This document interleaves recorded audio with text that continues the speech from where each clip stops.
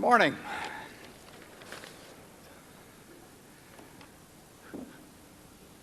Really delighted we can have this many people come out for a meeting. It says something, I think, about the way you regard yourself as owners. We're going to hustle through the business meeting, and then Charlie and I will be here for 6 hours or until our candy runs out to answer any questions you have. We have people at a number of remote locations, and we have ways of bringing them in for the questions as well. Incidentally, if you hadn't figured it out already, this hyperkinetic bundle of energy here on my left is Charlie Munger, our Vice Chairman.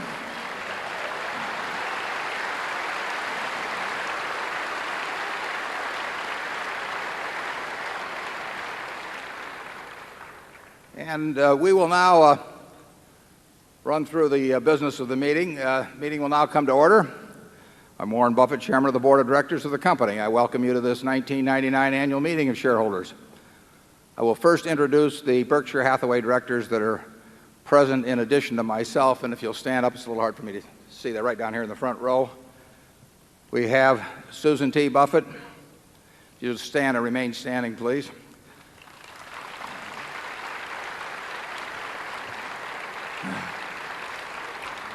If you encourage her, she'll sing another song. Howard G. Buffett, don't encourage him to sing a song.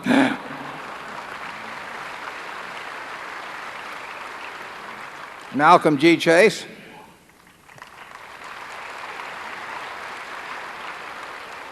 Charlie, you've already met. Ronald L. Olson. Ron.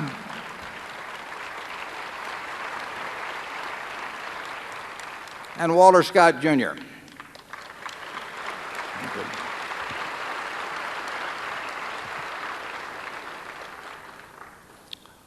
Also with us today are partners in the firm of Deloitte & Touche, our auditors. They are available to respond to appropriate questions you might have concerning their firm's audit of the accounts of Berkshire. Mr. Forrest Crutter is Secretary of Berkshire.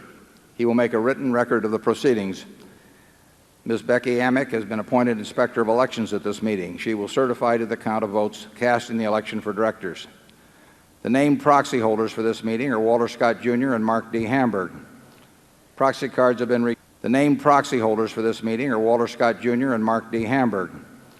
Proxy cards have been returned 133,684 Class A Berkshire shares and Class B Berkshire shares to be voted by the proxy holders as indicated on the cards. That number of shares represents a quorum, and we will therefore directly proceed with the meeting. We will conduct the business of the meeting and then adjourn the formal meeting. After that, we will entertain questions that you might have. Does the Secretary have a report of the number of Berkshire shares outstanding entitled to vote and represented at the meeting? Yes, I do. As indicated in the proxy statement that accompanied the notice of this meeting that was sent by first-class mail to all shareholders of record on March 5, 1999, being the record date for this meeting, there were 1,343,592 shares of Class A Berkshire Hathaway common stock outstanding, with each share entitled to one vote on motions considered at the meeting, and 5,266,338 shares of Class B Berkshire Hathaway common stock outstanding, with each share entitled to 1/200th of one vote on motions considered at the meeting. Of that number, 1,133,684 Class A shares and 3,485,885 Class B shares are represented at this meeting by proxies returned through last Friday. Thank you, Forrest. The one item of business of this meeting is to elect directors. If a shareholder is present who wishes to withdraw a proxy previously sent in and vote in person on the election of directors, he or she may do so. Also, if any shareholder that is present has not turned in a proxy and desires a ballot in order to vote in person, you may do so. If you wish to do this, please identify yourself to meeting officials in the aisles who will furnish a ballot to you. Would those persons desiring ballots please identify themselves so that we may distribute them? I'd like to make one comment before we proceed to the election of directors, and that's that in the General Re proxy material, material relating to the General Re merger, it was stated that the intention was to have Ron Ferguson, the CEO of General Re, join the board of Berkshire Hathaway, and that offer was extended and still remains open and will remain open for his lifetime and mine.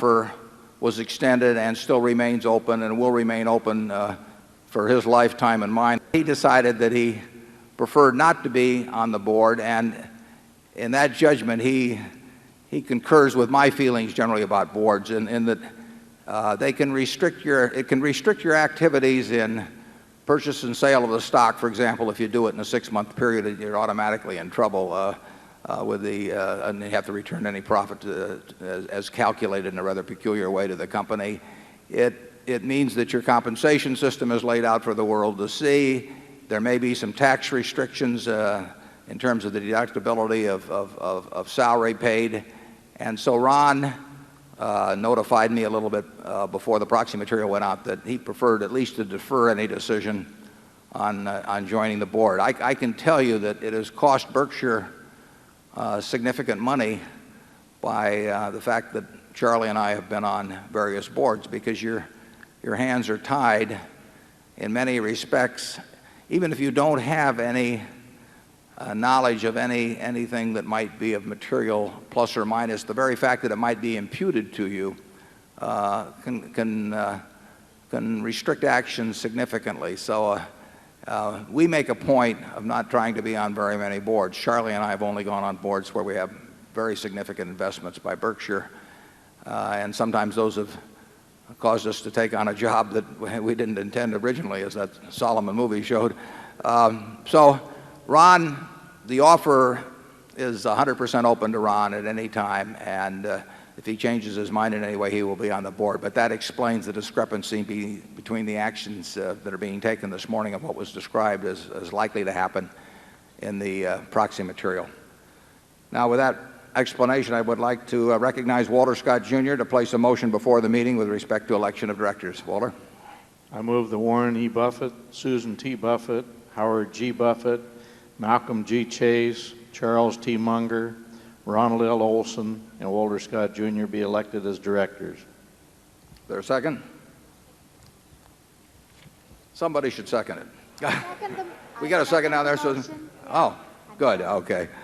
It has been moved and seconded that Warren E. Buffett, Susan T. Buffett, Howard G. Buffett, Malcolm G. Chase, Charles T. Munger, Ronald L. Olson, and Walter Scott, Jr. be elected as directors. Are there any other nominations? Long enough? Is there any discussion? Long enough? The nominations are ready to be acted upon. If there are any shareholders voting in person, they should now mark their ballots on the election of directors and allow the ballots to be delivered to the Inspector of Election. Will the proxy holders please also submit to the Inspector of Election a ballot on the election of directors, voting the proxies in accordance with the instructions they have received. Ms. Amick, when you are ready, you may give your report. My report is ready. The ballot of the proxy holders in response to proxies that were received through last Friday cast not less than 1,145,271 votes for each nominee. That number far exceeds a majority of the number of the total votes related to all Class A and Class B shares outstanding. The certification required by Delaware law of the precise count of the votes, including the additional votes to be cast by the proxy holders in response to proxies delivered at this meeting, as well as those cast in person at this meeting, if any, will be given to the Secretary to be placed with the minutes of this meeting. Thank you, Ms. Amick. Warren E. Buffett, Susan T. Buffett, Howard G. Buffett, Malcolm G. Chase, Charles T. Munger, Ronald L. Olson, and Walter Scott, Jr. have been elected as directors. After adjournment of the business meeting, I will respond to questions that you may have that relate to the business of Berkshire, but do not call for any action at this meeting. Does anyone have any further business to come before this meeting before we adjourn? If not, I recognize Mr. Walter Scott, Jr. to place a motion before the meeting. I move this meeting be adjourned. Is there a second? A motion to adjourn has been made and seconded. We will vote by voice. Is there any discussion? If not, all in favor say aye. All opposed say, I'm leaving. No, say no, I'm sorry. Okay, the meeting is adjourned. Now, we'll move forward.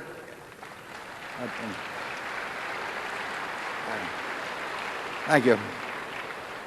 I ask you, was Joe Stalin ever any better? I mean,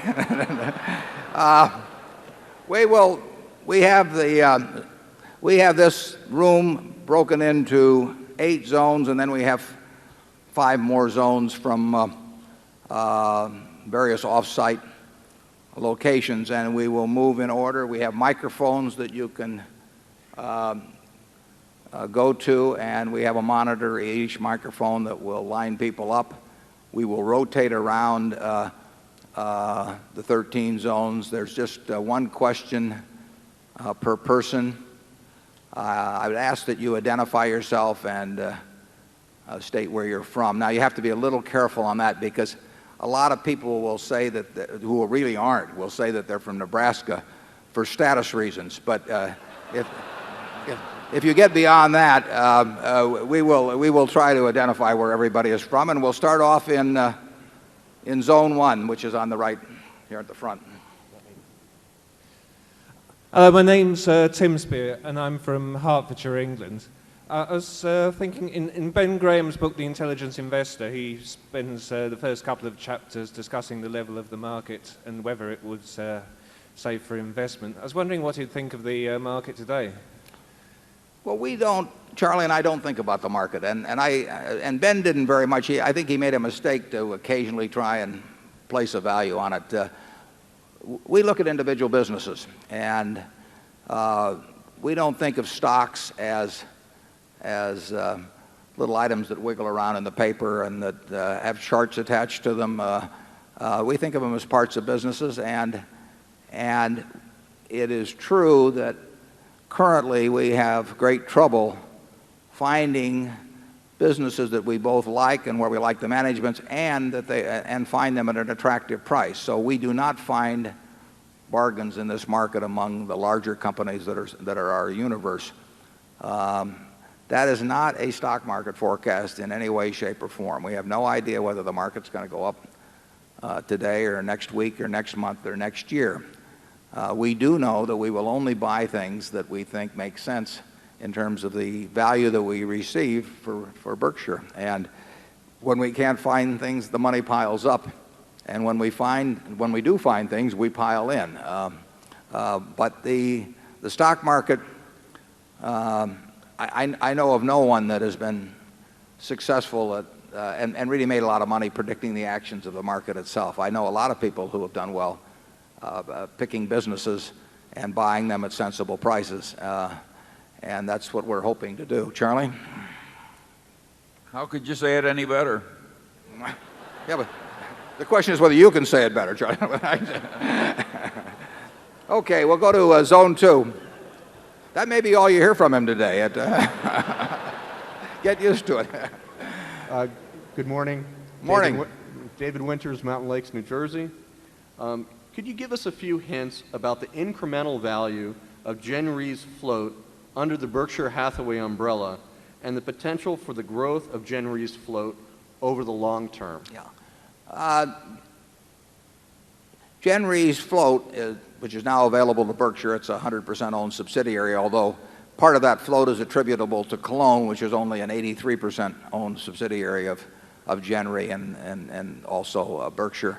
But that, I would say the incremental value today, because it's under the Berkshire umbrella, is zero, because we are bringing nothing to the party that Gen Re's own investment people would not have brought to the party. We obviously think that there will be important incremental value over a long period of time. But when that value will appear, or how much of it develops, is a matter that's out of our hands. We right now have close to $24 billion in total invested assets at Gen Re and Cologne. Like I say, 83% of the Cologne part is ours and 17% belongs to somebody else. But we are bringing nothing to that party right now in terms of any managerial skill that is going to add value. I would hope that over time we would. The second question as to the growth of float, the growth of float at General Re and Cologne will certainly be very slow in the short term. The growth of float at GEICO will be significant. percentage-wise. The reinsurance business does not have the same potential for growth as we have at GEICO, and growth is much slower to come about because there are longer-term contractual commitments that people are reluctant to change reinsurers, and they should be. We agree with that. So you, at a level of $6 billion or so of premium volume and already $14 billion of float, you won't have growth of float unless premium volume becomes significantly higher in the future. I think that will happen over time. It will not happen in the short term. Charlie, if I may interrupt your breakfast. I've got nothing to add. Okay.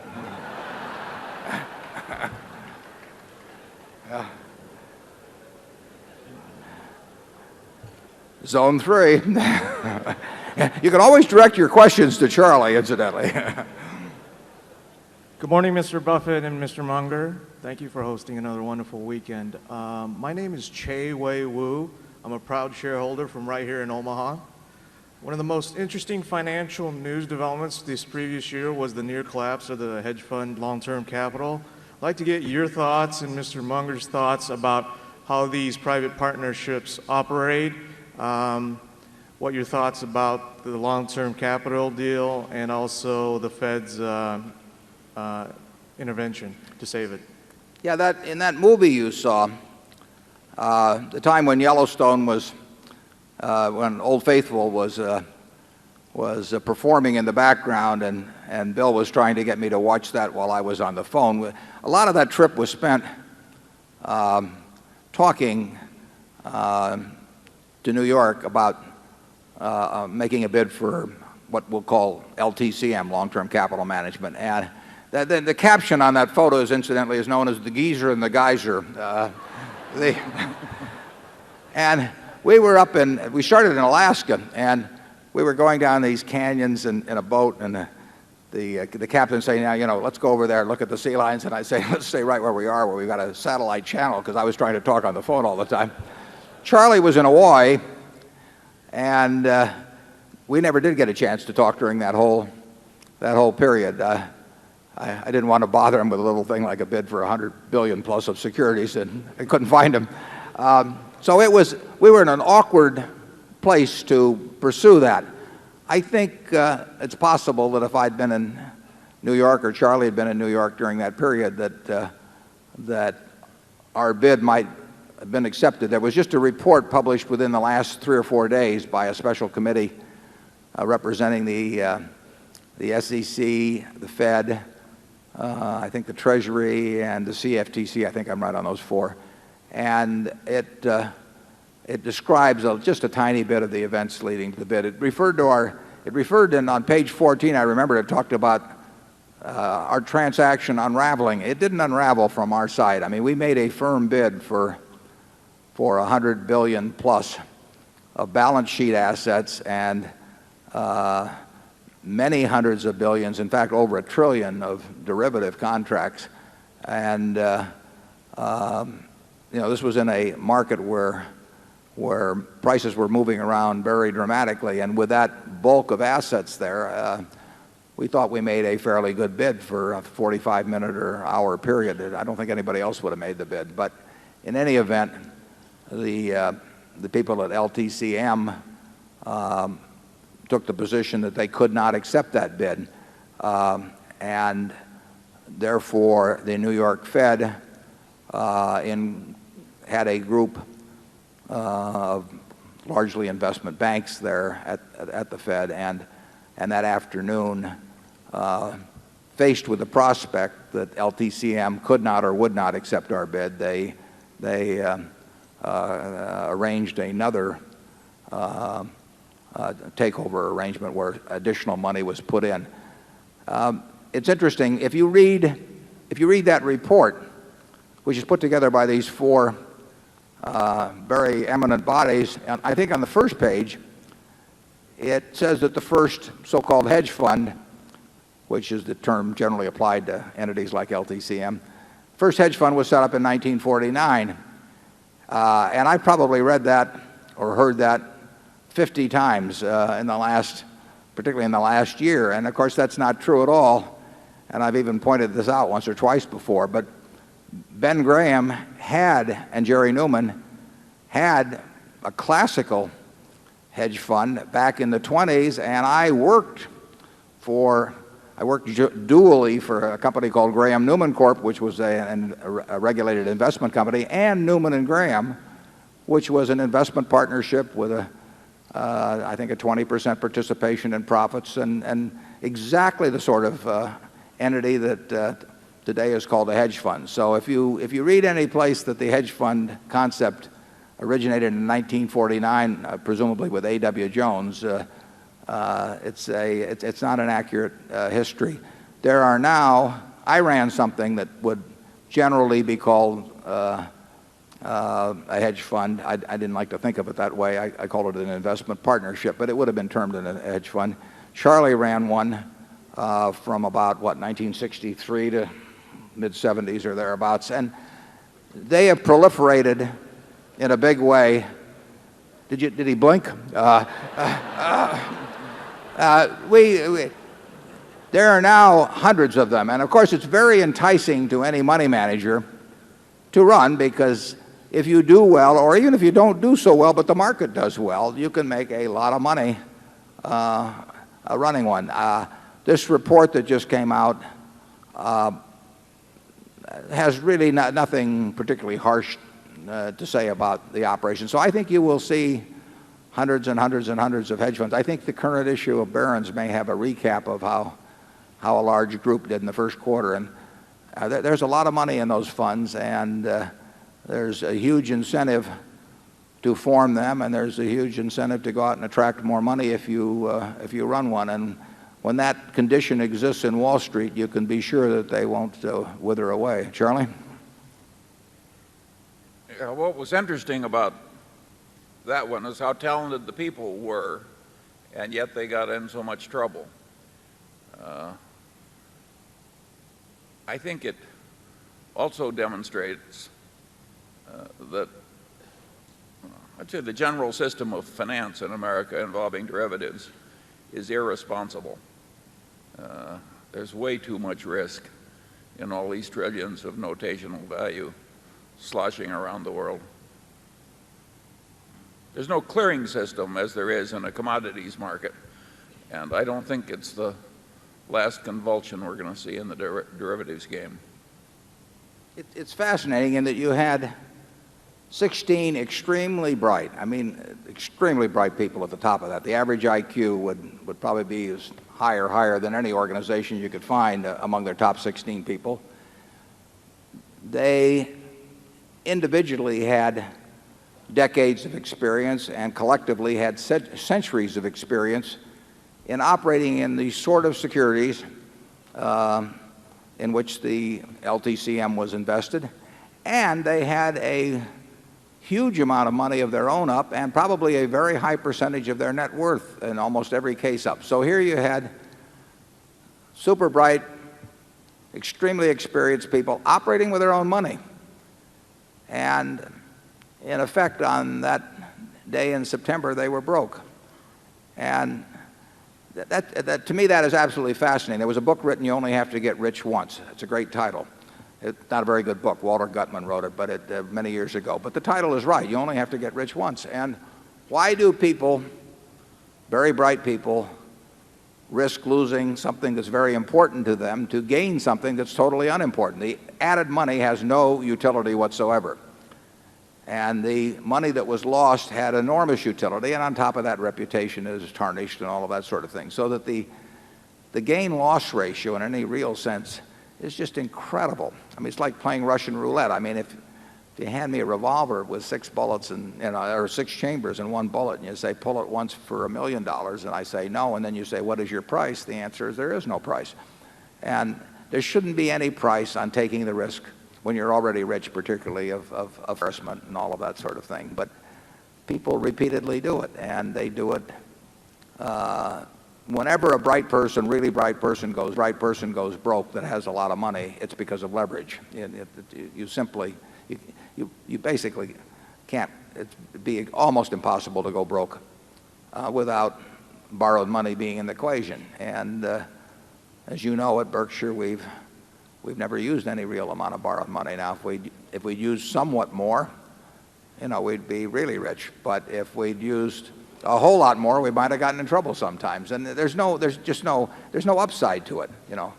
What's 2 percentage points more, in a given year or that year, and run the risk of real failure. But very bright people do it, and they do it consistently, and they will continue to do it.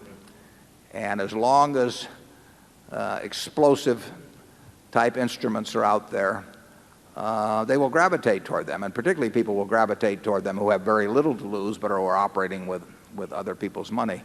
One of the things, for example, in the LTCM case, and Charlie mentioned it in terms of derivatives, in effect there were ways found to get around and they were legal obviously, to get around the margin requirements, because risk arbitrage is a business that Charlie and I have been in for 40 years in one form or another, and normally that means putting up the money to buy the stock on the long side and then shorting something against it where you expect a merger or something to happen. But through derivatives, people have found out how to do that, essentially putting up no money just by writing a derivative contract on both sides. And there are margin requirements, as you know, that the Fed promulgates that I believe still call for 50% equity on stock purchases. But those requirements do not apply if you arrange the transaction in derivative form, so that these billions of dollars of positions in equities essentially were being financed 100% by the people who wrote the derivative contracts. And that leads to trouble. It doesn't, 99% of the time it works. But, 83 1/3% of the time it works to play Russian roulette with one bullet in there and 6 chambers. But neither 83 1/3% or 99% is good enough when there is no gain to offset the risk of loss.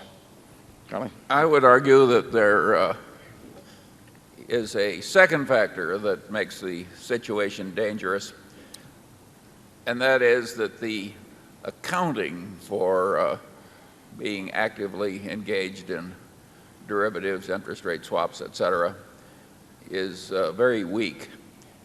I think the Morgan Bank was the last holdout, and they finally flipped to a lenient standard of accounting that's favored by people who are sharing in the profits from trading derivatives, and naturally they like liberal accounting. So you got an irresponsible clearing system, irresponsible accounting. This is not a good combination. J.P. Morgan shifted their accounting, I think, I'm not sure exactly when, around 1990. But Charlie and I, we probably became more familiar with that when we were back at Solomon. And this is absolutely standard, it's GAAP accounting, but it front ends profits. And if you front end profits and you pay people a percentage of the profits, you're going to get some very interesting results sometimes. Zone 4. Hi, Dan Kurz from Bonita Springs, Florida.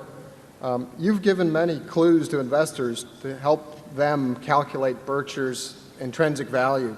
I've attempted to calculate the intrinsic value of Berkshire using the discounted present value of its total look-through earnings. I've taken Berkshire's total look-through earnings and adjusted them for normalized earnings at Geico, the Supercat business, and General Re. Then I've assumed that Berkshire's total look-through earnings will grow at 15% per annum on average for 10 years, 10 years per annum for years 11 through 20, and that earnings stop growing after year 20, resulting in a coupon equaling year 20 earnings from the 21st year onward. Lastly, I've discounted those estimated earnings stream at 10% to get an estimate of Berkshire's intrinsic value. My question is this a sound method? Is there a risk-free interest rate, such as a 30-year Treasury, which might be the more appropriate rate to use here, given the predictable nature of your consolidated income stream? Thank you. Well, that is a very good question, because that is the sort of way we think in terms of looking at other businesses. Investment is the process of putting out money today to get more money back at some point in the future. And the question is, how far in the future, how much money, and what is the appropriate discount rate to take it back to the present day and determine how much you pay. And I would say you've stated the approach. I couldn't state it better myself. The exact figures you want to use, whether you want to use 15% gains in earnings or 10% gains in the second decade, I have no comment on those particular numbers. But you have the right approach.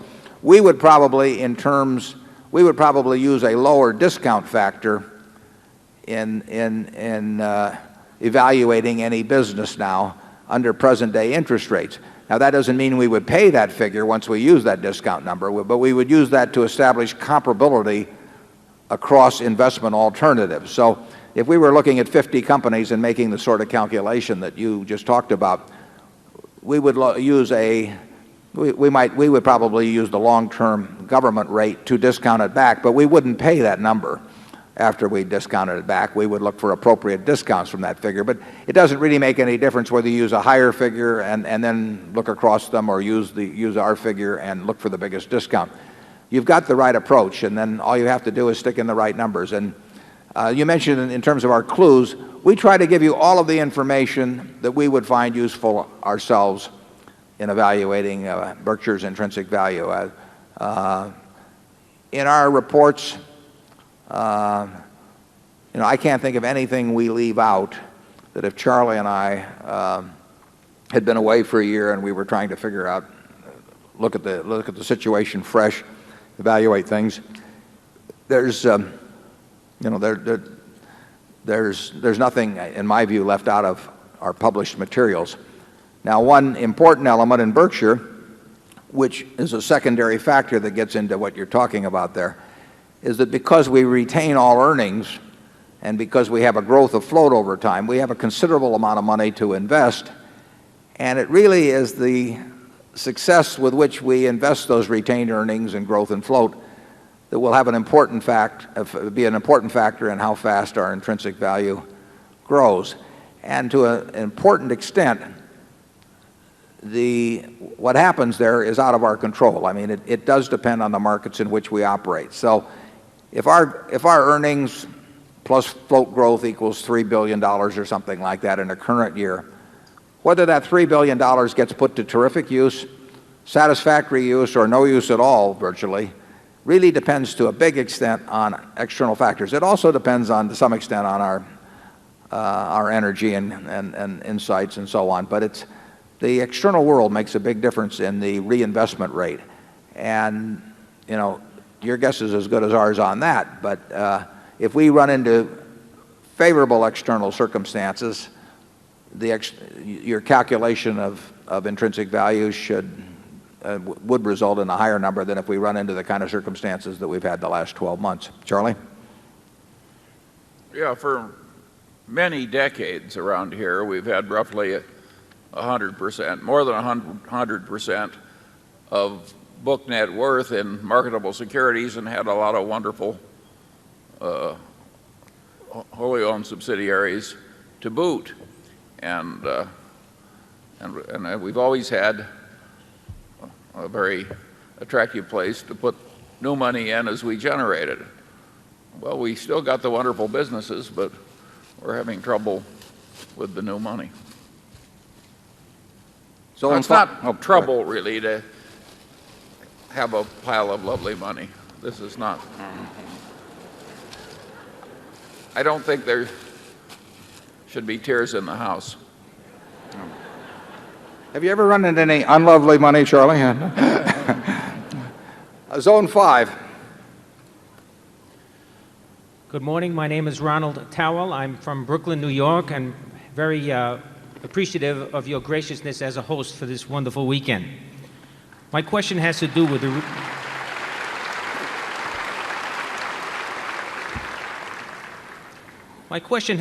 retailing industry, particularly the department stores and mass merchants. My question has two parts. Without resorting to comments about specific companies, may I ask your opinion as to the long-term prospects for growth and profitability of this industry group?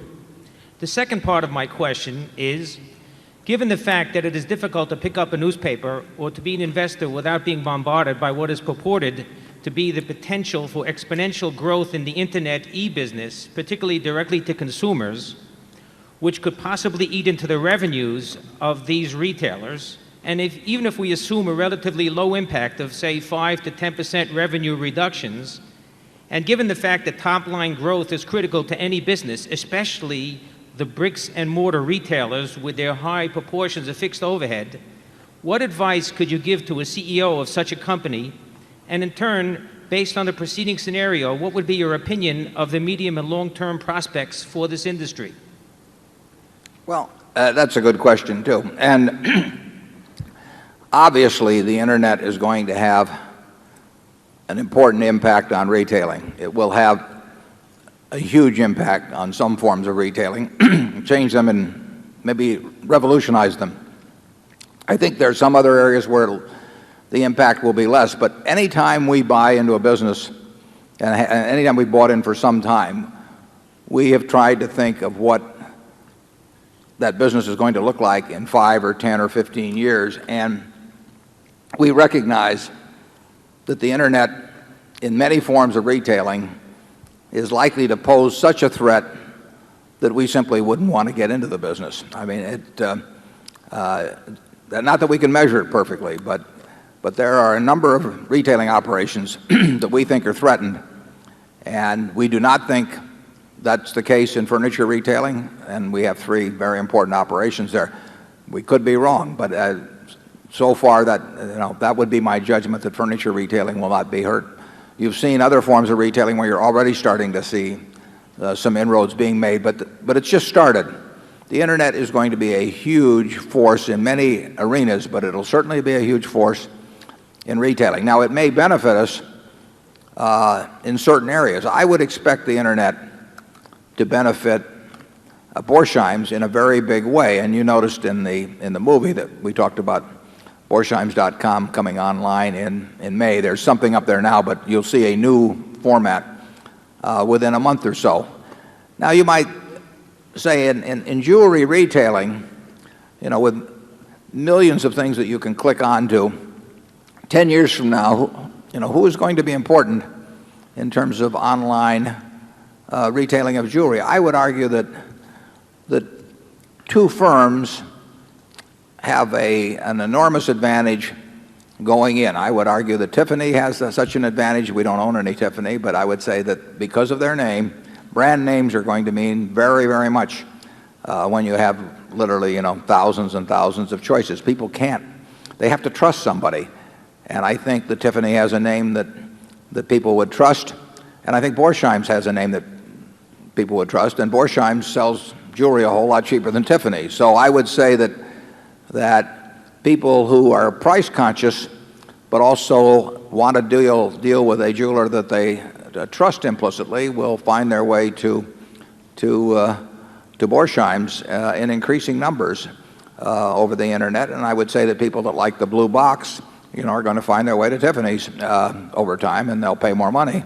But I don't see them going for brand X in buying fine jewelry over the Internet. So I think that with the brand that Borsheims has, and with careful nurturing of that brand, I would say that the Internet Borsheims has, and with careful nurturing of that brand, I would say that the Internet, the huge one-store location, and yet also go into the homes of people in every part of the world, and that kind of a company should prosper.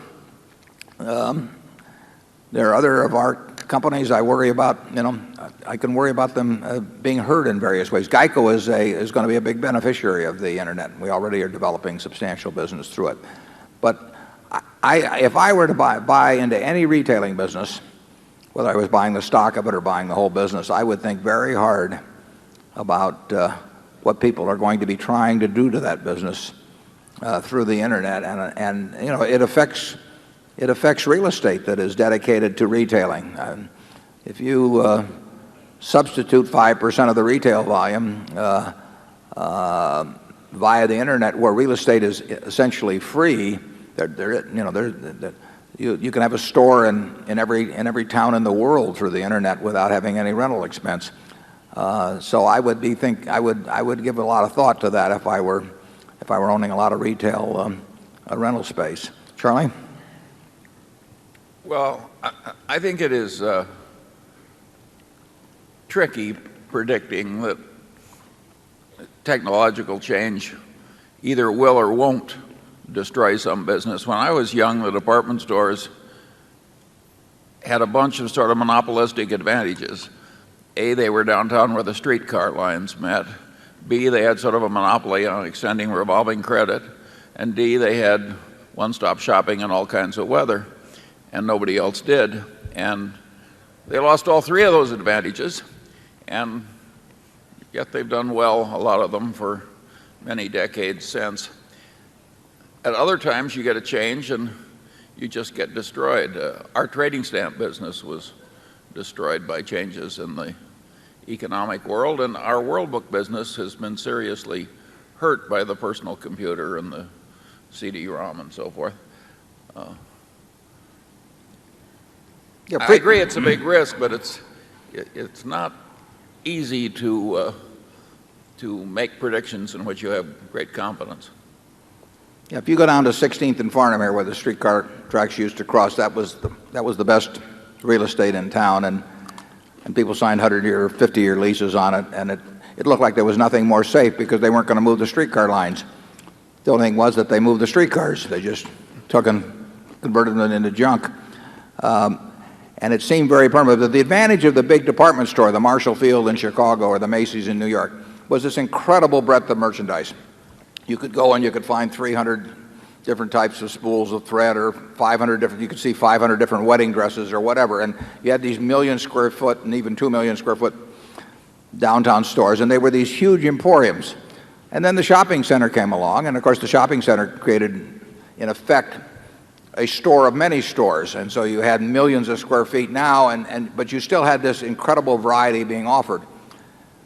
The internet becomes a store in your computer, and it has an incredible variety of offerings too. Some of them don't lend themselves very well, it seems to me, to retailing, and others do.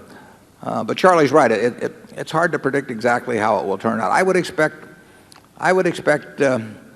automobile retailing to change in some important ways, and in very significant part influenced by the internet. But I can't predict exactly how that'll happen. But I don't think it'll look the same 10 or 15 years from now. Zone 6. Ben Knoll, and I'm from Minneapolis, although I'd like to enhance my status by noting that I was born and raised in Lincoln. You just moved up. Like many others, I read Alice Schroeder's analysis of Berkshire Hathaway with great interest this last year, and she described her analysis as a toolkit for investors. And I'm wondering if you see any substantial flaws in any of her toolkit, and in particular the float-based valuation model that she put together.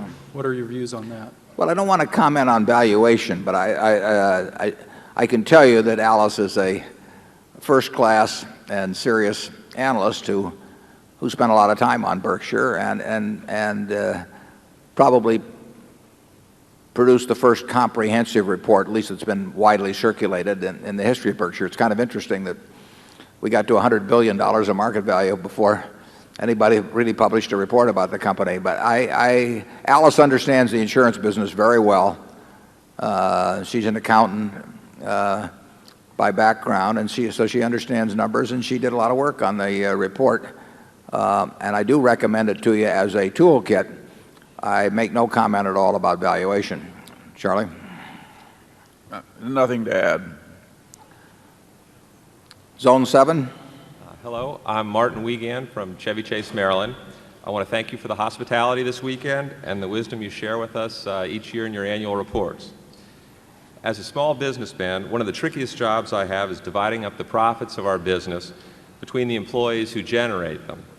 Would you comment and share your thoughts on how you divide up the profits of the Berkshire Hathaway subsidiaries with the employees who generate them? And the follow-up is, Mr. Munger, do you have any suggested reading on that subject? Yeah, we're glad to have you here, Martin. I went to high school and to the first couple years of college with Martin's father, who's also here today. And so if you get a chance to meet Marty, Janie and younger Martin, say hello to them. In terms of the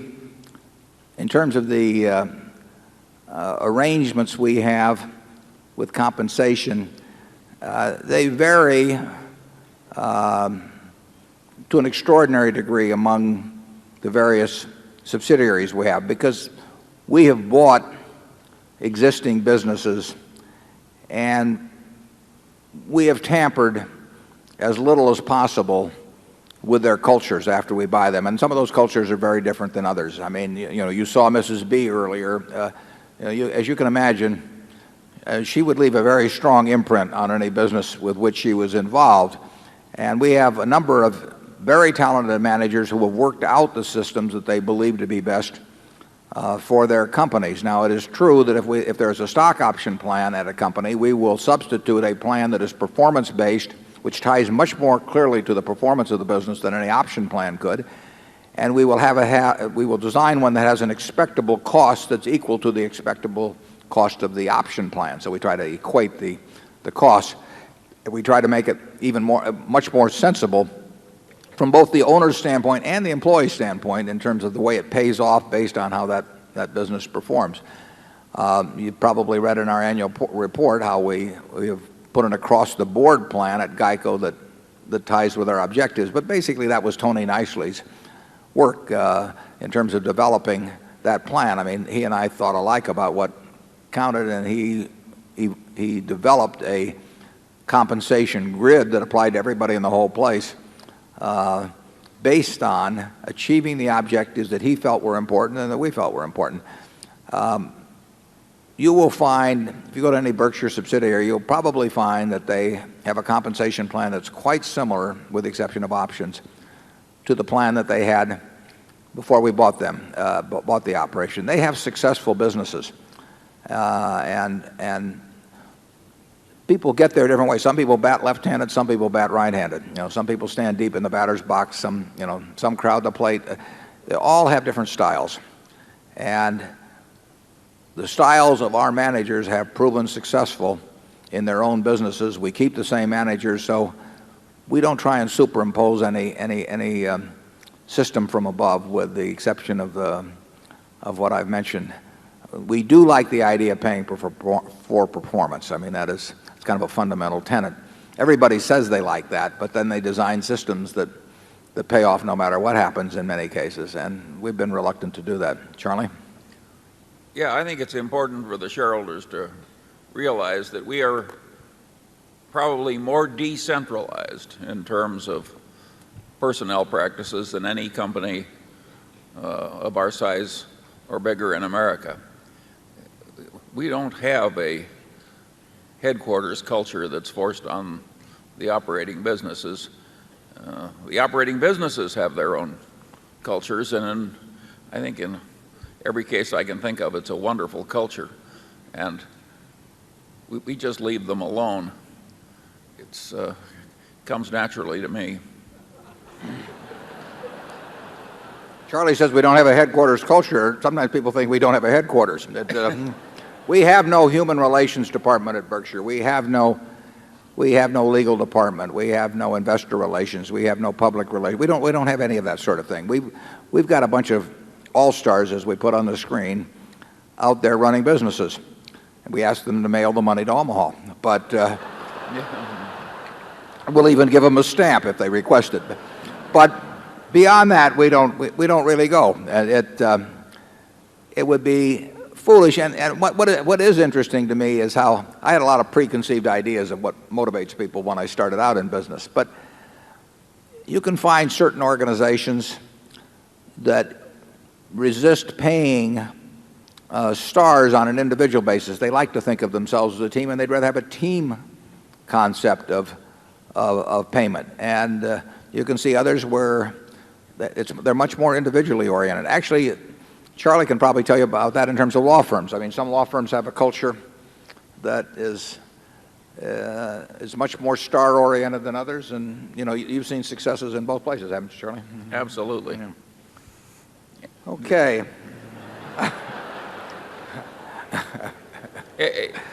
I can't remember a case when anybody has transferred from one operating Berkshire subsidiary to another. It's very rare. Yeah.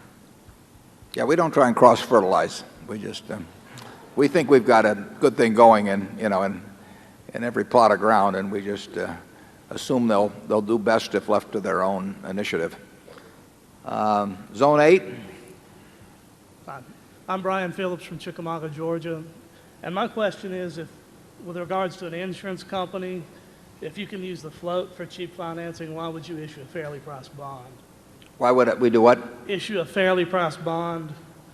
Yeah, well, the best form of financing for us is cheap float. Now, most insurance companies don't generate cheap float. So, I mean, there are plenty of companies in the insurance business who have a cost of float that makes it unattractive, actually, to expand their businesses. Our insurance companies have had a terrific experience on cost of float, and we would develop it just as fast as we can. Right now, we would have no interest in issuing a bond because we have more money around than we know what to do with, and it comes from low-cost float. But if there came a time when things were very attractive and we had utilized all the money from our float and from retained earnings and all of that to invest, and we still saw opportunities, we might very well borrow moderate amounts of money in the market. It would cost us more than our float was costing us, but it still incrementally would provide earnings. Now, we would try to gain more float under those circumstances as well, but we would not just quit when we ran out of money from float. We would go ahead and borrow moderate amounts of money. We would never borrow huge amounts of money, though. Charlie? Well, I agree. Okay. You can see why we've been partners a long time. Now we go to some sites away from this main hall, and not sure exactly how we're going to do this, but we'll go to Zone 9 and see if Zone 9 comes in. Hello. My name is Howard Love. I'm from San Francisco. Thank you very much for this weekend in general and this meeting in particular. Recently at a talk at the Wharton Business School, Mr. Buffett, you indicated that you were talking about the problems of compounding large size, which I appreciate and understand. But you indicated, you're quoted in the local paper as saying that you are confident that if you were working with a sum closer to $1 million, that you could compound that at a 50% rate. For those of us who aren't saddled with the $100 billion problem, could you talk about what types of investments you'd be looking at and where in today's market you think significant inefficiencies exist? Thank you. Yeah, I think I may have been very slightly misquoted, but I certainly said something to the effect that working, I think I talked about this group I get together every 2 years and how I poll that group as to what they think they could compound money at it with 100,000, a million, 100 million, a billion, and other types of sums. And I pointed out how this group of 60 or so people that I get together with every couple of years, how their expectations of return would go very rapidly down this slope. It is true. I think I can name a half a dozen people that I think could compound $1 million, or at least they could earn 50% a year on $1 million, have that as an expectation, if they needed it. I mean, they'd have to get their full attention to be working on the sum. And those people could not compound money, 100 million or a billion, at anything remotely like that rate. I mean, there are little tiny areas which, if you follow what I said on the screen there on that Adam Smith interview a few years ago, if you start with A and you go through and you look at everything and you find small securities in your area of competence that you can understand the business, I think you could, and occasionally find little arbitrage situations or little wrinkles here and there in the market. I think working with a very small sum, that there is an opportunity to earn very high returns, but that advantage disappears very rapidly as the money compounds, because from $1 million to $10 million, I would say it would fall off dramatically in terms of because there are little, you find very, very small things that you can make, and you're almost certain to make high returns on, but you don't find very big things in that category today. I'll leave to you the fun of finding them yourselves. I mean, it'd be terrible to spoil the treasure hunt. And the truth is, I don't look for them anymore. Every now and then I'll stumble into something just by accident. But I'm not in the business of looking for that. I'm looking for things that Berkshire can put its money in, and that rules out all of that sort of thing. Charlie? Well, I would agree, but I would also say that what we did 40 or so years ago was in some respects more simple than what you're going to have to do. Right. We had it very easy compared to you. It can still be done, but it's harder now. You have to know more. I mean, just sifting through the manuals until you find something that's selling at 2 times earnings, that won't work for you. It'll work, it's just you won't find any. Yeah. Zone 10, please. My name is Jonathan Brandt. I'm from New York City. Warren, you wrote in 1977 that the return on equity and growth of book value for corporate America tended towards and averaged about 13%, no matter the inflation environment.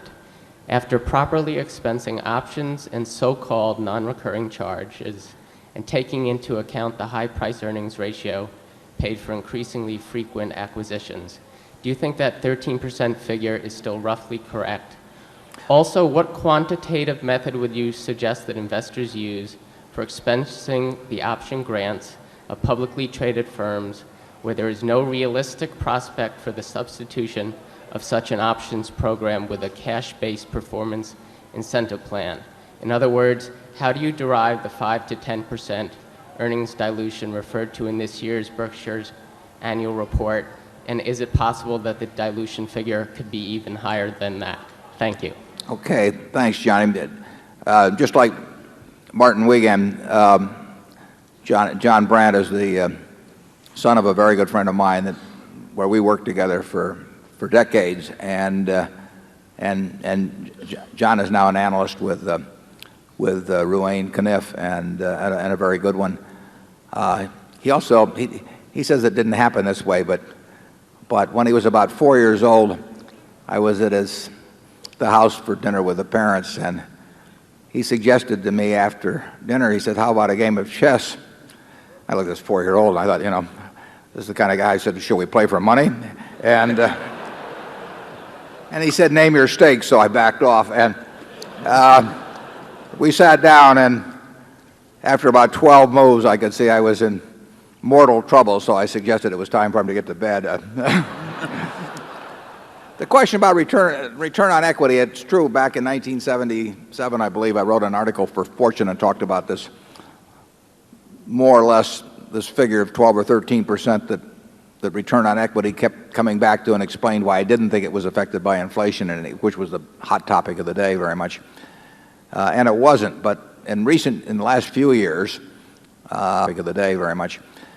And it wasn't, but in the last few years, earnings have been reported at very high figures on the S&P, although you've had these, they say, well, we earned $1 a share in total last year, but look at the $2 a share that we tell you we really earned. The other $1 a share doesn't count it. And then they throw in mistakes of the past or mistakes of the future, and every 3 or 4 years ask you to forget this as if it doesn't mean anything. We've never had a charge like that we've set forth in Berkshire, and we never will. It isn't that we don't have things we do that cost us money in moving around, but we do not ask you to forget about those costs.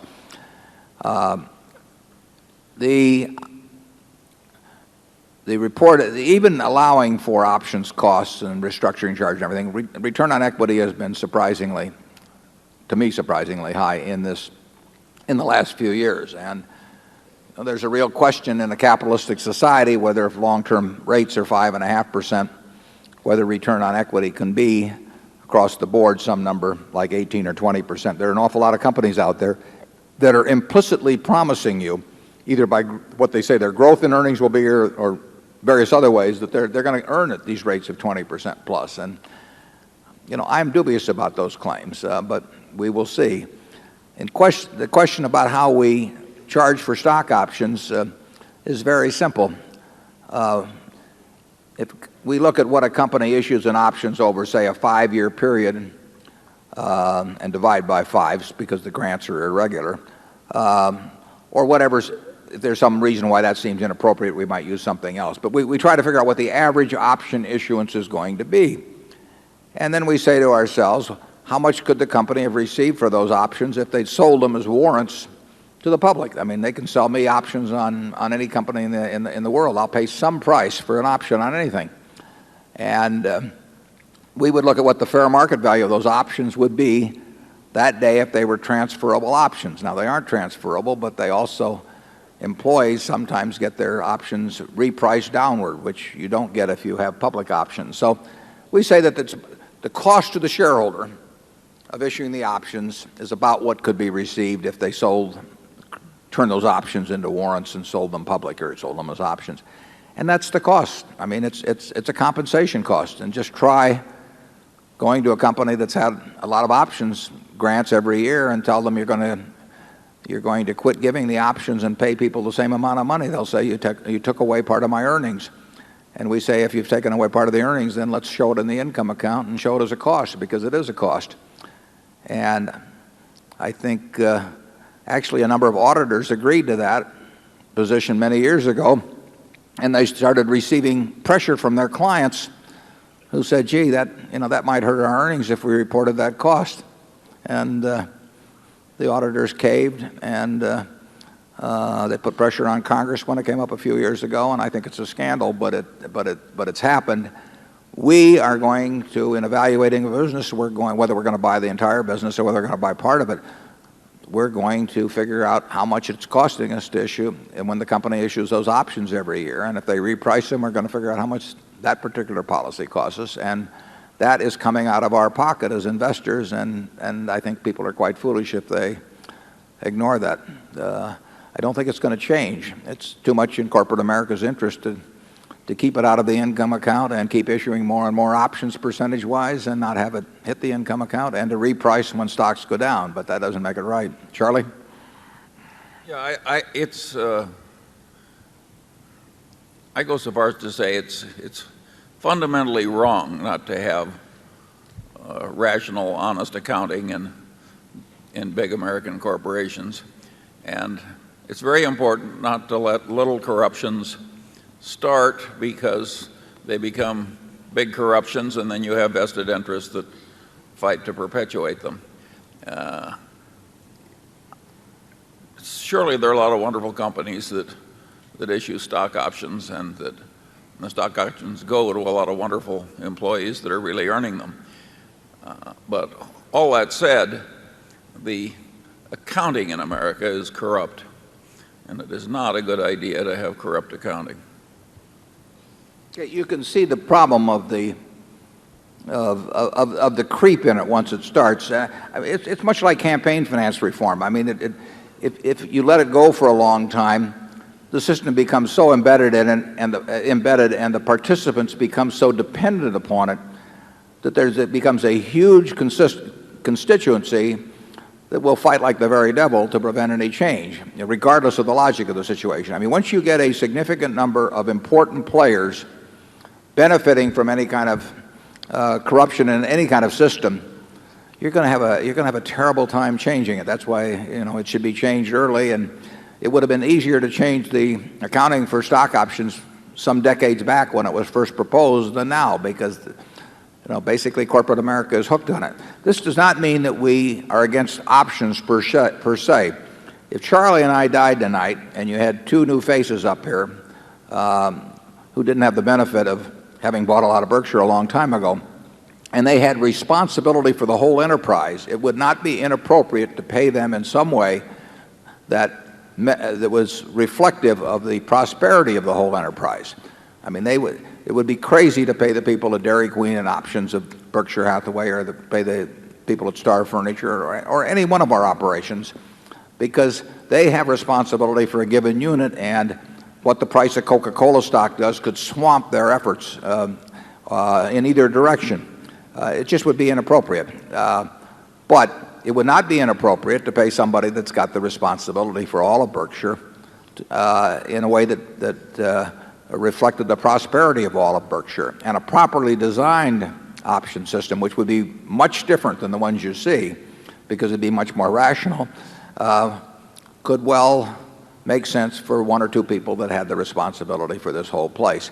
Charlie and I aren't interested in that, but I think that you may be looking at two people up here 50 years from now, I hope, that where it would be appropriate. But any option system, A, should not involve giving an option at less than the place could be sold for today, regardless of the market price, because once management's in control, it can make that decision, and it should reflect the cost of capital. And very, very few systems reflect the cost of capital. But if we're going to sit here and plow all the money back every year into the business, and you're, in effect, use your earnings interest-free to increase our own earnings in the future, we think there has to be a cost of capital to have a properly designed option system. People aren't interested in that. The option consultants aren't interested in that because that isn't what their clientele wants. Charlie, you probably wound up a little more now on this too. No, I've wound up enough. Okay. We'll go to zone 11. Warren and Charlie, good morning. Good morning. My name is Morris Spence from Waterloo, Nebraska. Some 30 years ago, you disbanded your Buffett partnership, saying that you felt out of step with the market and you feared a permanent loss of capital. Given today's market and current valuations, if Berkshire Hathaway was a partnership of 100 partners instead of a corporation, would you consider disbanding it as you did 30 years ago? And if not, why not? And was that the right decision back then? Well, if our activities were limited to marketable securities and I had less than 100 partners, and we were operating with this kind of money so that there was a real limitation on what we could do, I would simply tell the partners and let them make the decision. That would be easy enough. We're not in that position. We've got a number of wonderful businesses, and those businesses will grow in value, and in some cases very significantly in value.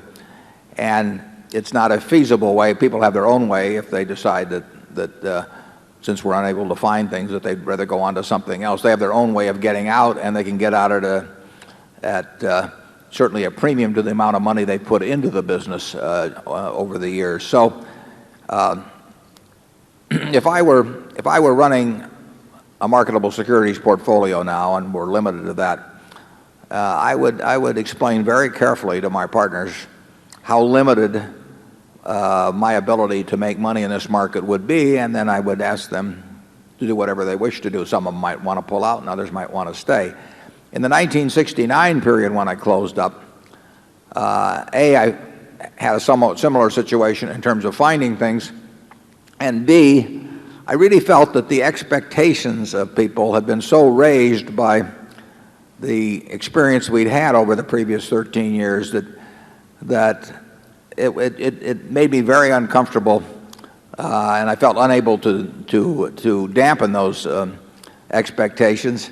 And I really just didn't find it comfortable to operate where my partners, even though they might nod their heads understandingly and say that, we really know why you aren't making any money while everybody else is. I didn't think I wanted to face the internal pressure that would come from that. I don't feel any such internal pressure in running Berkshire. Charlie? Yeah, I think there are some similarities between 1969 and 70 and the present time, but I don't think that means that 1973-4 lies right ahead of us. We can't predict that. You can argue it worked out wonderfully for Warren to quit in 69 and then have 73-4 to come into with his powder dry. I don't think we're likely to be quite that fortunate again. Yeah, it was a long time from 69 though to 73. I mean, it sounds easy looking back, but the Nifty 50, as you may remember, sort of hit their peak in 72. So although there was a sinking spell for a while in that 69-70 period, the market came back very strong. Although there was a sinking spell for a while in that 69-70 period, the market came back very strong. That's part of the game. I mean, it stayed cheap a long time. You will find waves of optimism and pessimism, and they'll never be exactly like they were before, but they will come in some form or other. But that does not mean we're sitting around with a bunch of cash because we expect stocks to go down, though. We keep looking for things. We're looking for things right now. We're talking to people right now about things that where we could expend substantial sums of money, but it's much more difficult in this period. Zone 12. Good morning. My name is Jenna. I'm from Long Island, New York. And I was reading through your annual report. You made reference to Wagner and some country western song I never heard of. I was just wondering what kind of music influences you, and are you planning on doing like a musical video?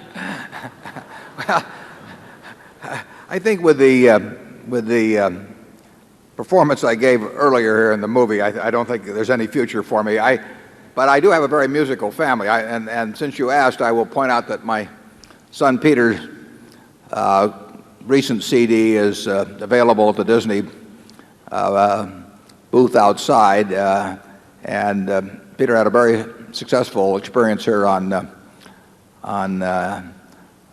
public television in March, and will be on tour later on. And my wife is extremely musical, but I don't think I've got much of a future in it. So far, I get no one ever asked me to come back. I mean, I've had a lot of introductory appearances, but very few encores. I like all kinds of music. I've always liked music.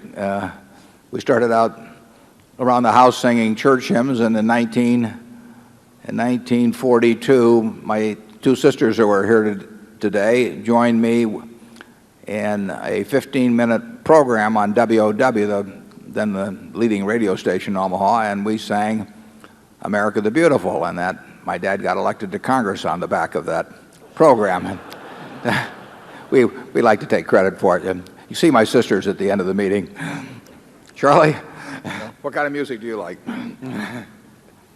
Well, the one thing I agree with is that if we're going to star Warren, it should be in a musical. The straight acting won't do.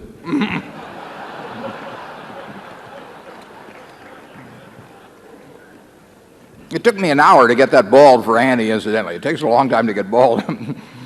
Dressing room. Zone 13, please. Good morning, Mr. Buffett and Mr. Munger. My name is Jack Sutton from Brooklyn, New York. Thank you for hosting today's meeting. With reference to communication stocks, because of the growth of cellular communications and the internet, certain stocks hold the prospect of substantially above average revenue and earnings growth. AT&T and Nokia, as an example, earn respectable margins and return on common equity, and would seem to fit Berkshire's criteria from a financial perspective. Has Berkshire reviewed stocks in the area of communications, and would you consider an investment in this area at some time in the future? Yeah, there's certainly no question that amazing things have happened in communications. It's interesting that you mentioned AT&T, because AT&T's return on equity over the last 15 years has been very, very poor. Now, they've had special charges time after time and said don't count this, but the overall return on equity, if you calculate it for AT&T for the last 15 years, it's not been good at all. They were the leader in the field, but so far what has happened has hurt them, at least relative to their competition, far more than it's helped them. We have a fellow on our board, Walter Scott, who's right here in the front row, if I can't quite see him, but who knows a lot more about this. He used to try to explain to me these changes that were taking place. We'd ride down to football games on Saturday, and Walter would patiently explain to me, like he was talking to a sixth grader, what was going to happen in communications. And the problem was that he had a fourth grader in the car with him, namely me.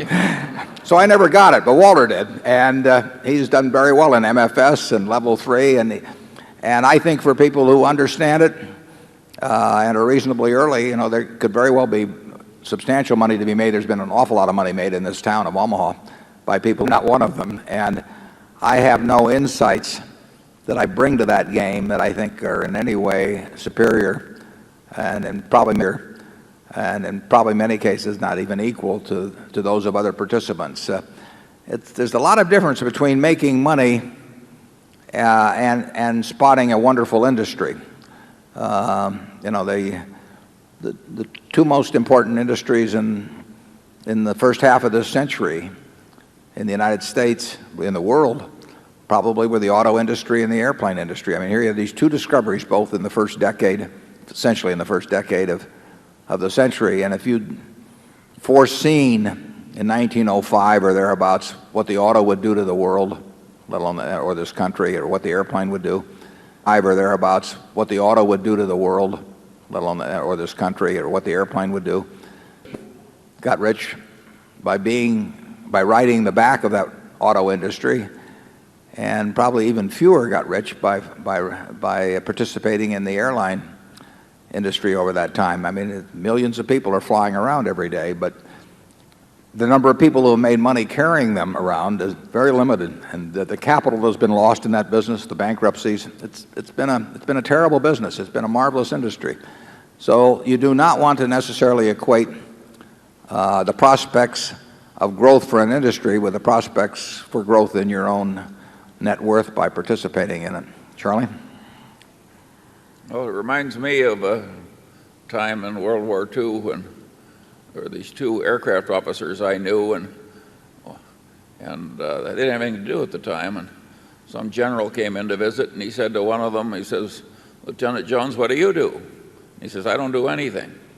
He turned to the second one, and he says, "What do you do?" And he says, "I help Lieutenant Jones." That's been my contribution on this. "What do you do?" And he says, "I help Lieutenant Jones." That's been my contribution on.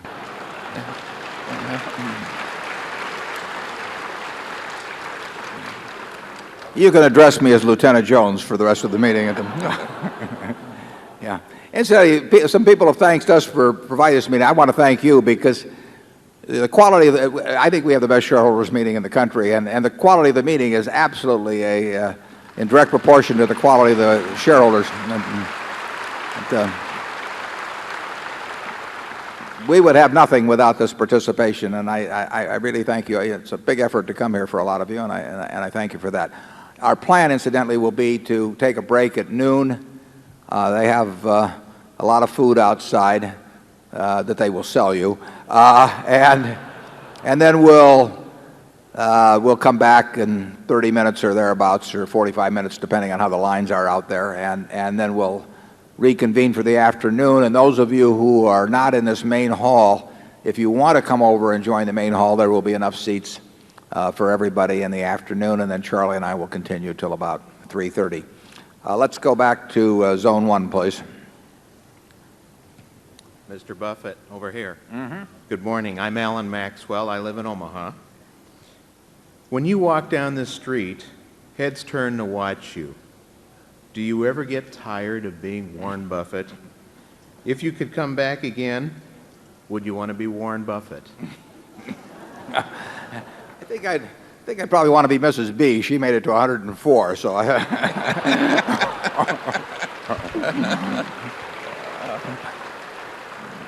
And incidentally, I think there were 3 siblings at her funeral. That's some set of genes. You don't have to worry about the furniture mart. You see a lot of the publicity bit here for a couple of days around the time of the meeting, but life goes on in a very normal way, and I've had a lot of fun. I have fun every day of my life. I had a lot of fun when I was 25, but I have just as much fun now, and I think if my health stays good, it'll keep being the same way, because I get to do what I want to do, and I get to do it with people I like and admire and trust, and it doesn't get any better than that. Charlie? I get to do it with people I like and admire and trust, and it doesn't get any better than that. Charlie? Do you want to come back as Lieutenant Jones?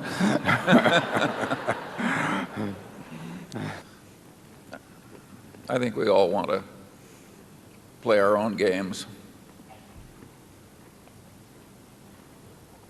We'll go to Zone 2 with those remarks. Hi. Hi. I'm Liam O'Connor. I come from County Kerry in Ireland, and I must admit the sun shines a little bit more over here than it does on the other side of the world. I was wondering today if you could shed some light on accounting for goodwill. I was wondering today if you could shed some light on accounting for goodwill, given your principles, owner principles, and as well as the fact with the current merger of General Re. It seems to me there are several different methods that are used worldwide, through amortization to direct write-off, and the fact when a merger like this is taken, it kind of skews the balance sheet. And I was wondering, in your view, what would you recommend as a more appropriate method for accounting for goodwill? And secondly, if I could direct it to Charlie, one of the ideas, why not tie goodwill to the share?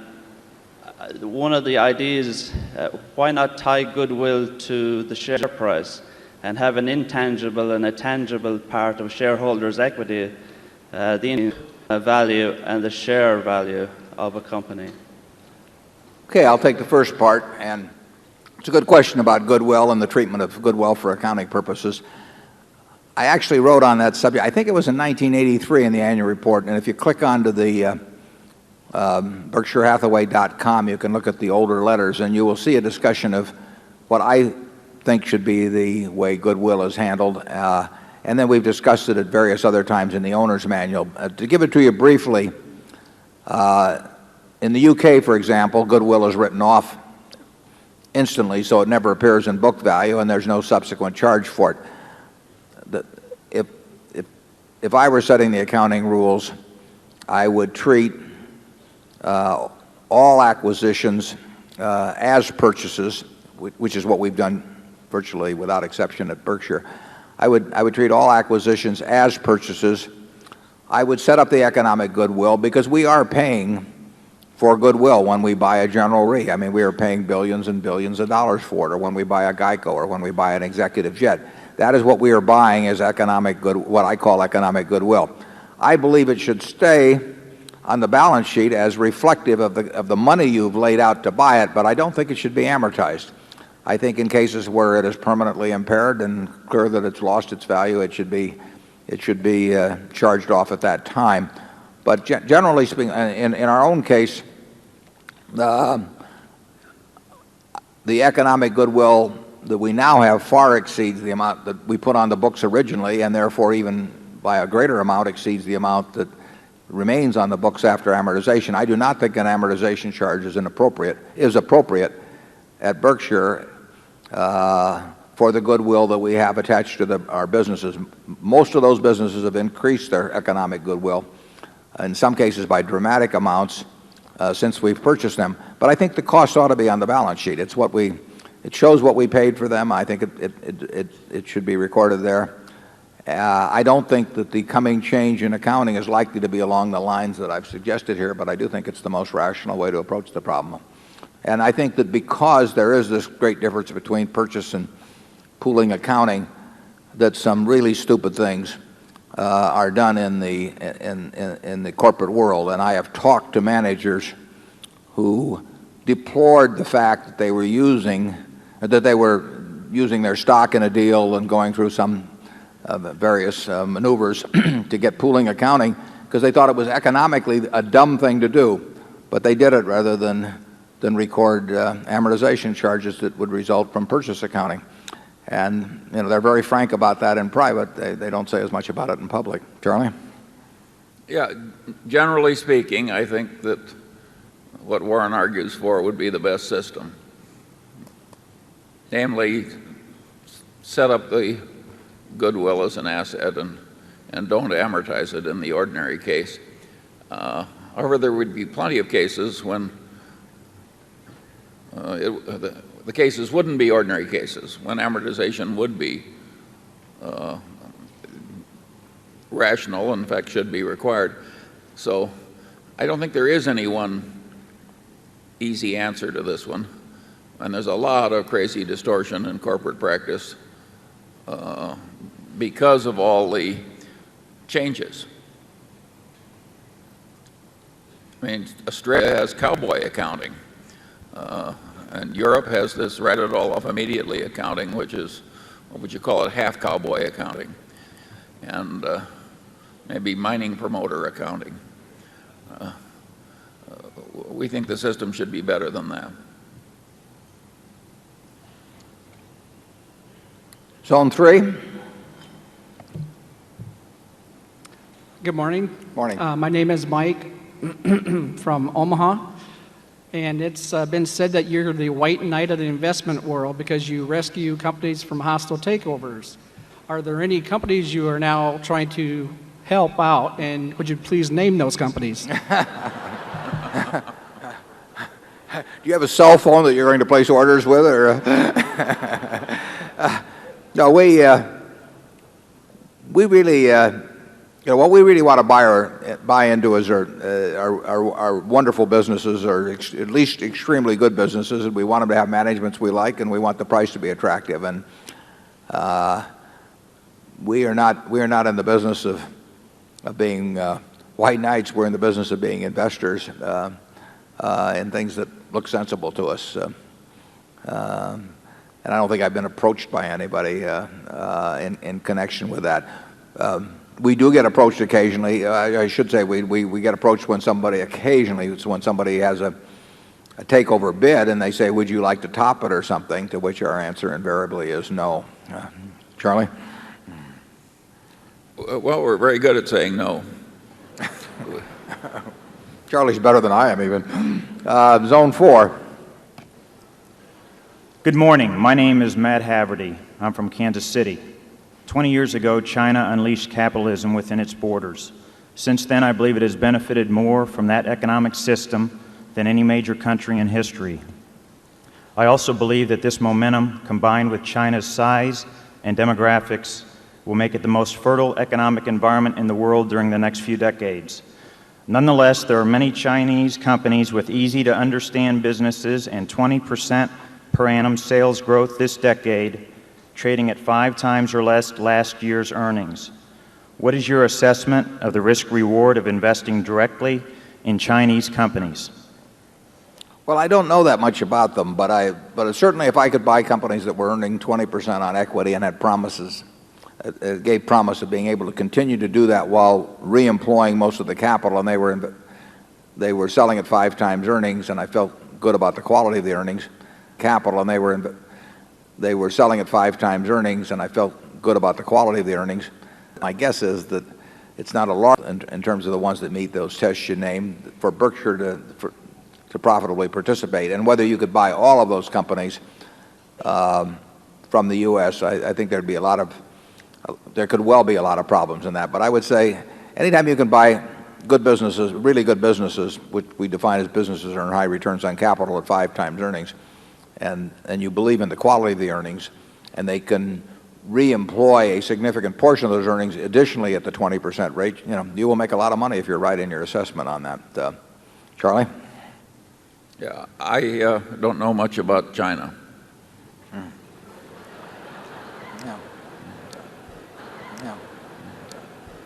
But that is not to knock it in any way, shape, or form, because there could well be opportunities in areas like that if you can identify those kind of businesses. We would have trouble identifying those businesses ourselves, but that doesn't mean that you will have trouble, or other people that are much more familiar with the economy there would have trouble. So I encourage you to look at your own area of expertise in something like that, and you'll do much better if the conditions you describe exist and you can identify the right company. You will do much better in that than you will in American markets, in my view. Zone 5. Good morning. My name is Fred Castano from East Point, Michigan, and I appreciate this opportunity. My name is Fred Castano from East Point, Michigan, and I appreciate this opportunity. With future investments to be in the form of the General Re acquisition, or would you still consider nibbling in the stock market? Well, we don't want to nibble, but we would like to take big gulps in the stock market from time to time. But we've always wanted to acquire entire businesses. People never seemed to really believe that back when we were buying See's Candy or the Buffalo News or National Indemnity. But that's been our #1 preference right along. It's just that we found that much of the time we could get far more for our money in terms of wonderful businesses by buying pieces in the stock market than we could by negotiated purchase. There may be some movement in terms of the availability of purchase. There may be some movement in terms of the availability of. I mean, you will never make the kind of buy in a negotiated purchase that you can in a bad stock, that you can make via stocks in a weak stock market. It just isn't going to happen. The person on the other side cares too much, whereas in the stock market in a 1973 or 4, you were dealing with the marginal seller, and whatever price they established for the business, you could buy at. I couldn't have bought the entire Washington Post company for $80 million in 1974, but I could buy 10% of it from a bunch of people who were just operating, based on calculating betas or doing something of the sort, and they were in a terrible market, and it was possible to buy a piece of it on that valuation. You never get that kind of buy in a negotiated purchase. We always are more interested in large negotiated deals than we are in stock purchases, but we are not going to find a way probably to use all the money that way, and we occasionally may get chances to put big chunks of money into attractive businesses which we buy through the stock market, 5–10% of the company or something of that sort. Charlie? My guess is over the next 5 years we'll do some of both the entire business and the big gulps in the stock market. Yeah, I agree with that. We'll keep working at both. We're not finding a lot in either arena. We might be a little more likely to find it in the negotiated business. It won't be any huge bargain. We're not going to get any huge bargain in a negotiated purchase. We are more likely to find what I would call a fair deal there under today's circumstances than we will in the market. But I agree with Charlie. Over the next 5 years, I think you'll see us do both. Zone 6. Good morning, Mr. Buffett, Mr. Munger. My name is Jane Bell from Des Moines, Iowa. In response to an earlier question, you spoke of people being rich and very, very rich. It seems to me there's a difference between being rich and being wealthy. I assume you consider yourself to be both. Which is the more important to you? Well, I think we may ask you to define. I don't want to sound like President Clinton here too much, but we may ask you.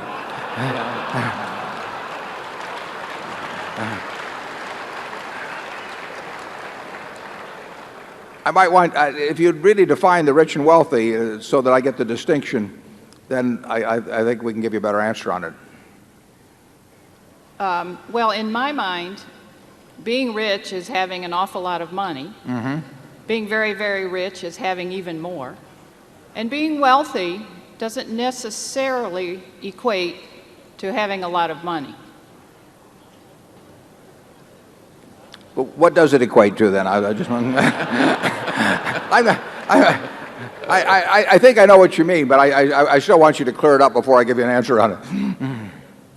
Well, this, of course, is my opinion. I mean, you can be wealthy in health, for example, and I agree with you that certainly there'd be nothing you'd value more than good health for yourself and your family. But you go ahead. Well, I believe you're starting to get it. Mm-hmm. Have patience. No, there's no question about it. I mean, the money makes very little difference after a moderate level. I tell this to college students that I talk to. I mean, they are basically living about the same life I'm living. We eat the same foods. I mean, that I can guarantee you. And there's no important difference in our dress. There's no important difference at all in the car we drive. There's no difference in the television set that we sit there and watch the Super Bowl on or anything of the sort. There's really no difference in, they've got air conditioning in summer and I got air conditioning. They got heat in winter. And almost everything, so any importance in daily life, we equate on. The one thing I do is I travel a lot better than they do, net jets. So the travel I do a lot easier than they do. everything else in their lives, it just, I'll switch places anytime. It doesn't make any difference. Then you get down to the things of health and who loves you. I mean, then you get down to the things of health and who loves you. I mean, there's nothing. If you have a minimum level of, you want to have enough, but everybody in this room has that, and yet some of the people, by the definition that you've given, are obviously much more wealthy than others, and it's not measured by their net worth if you define it that way. And I don't disagree with that definition. I might not use the term wealth in describing it, but I'd certainly maybe call it well-being or something of the sort. Charlie?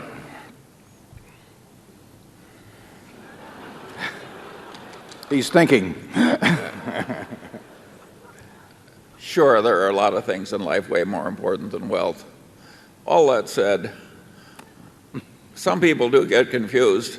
I play golf with a man, and he says, "What good is health? You can't buy money with it." Did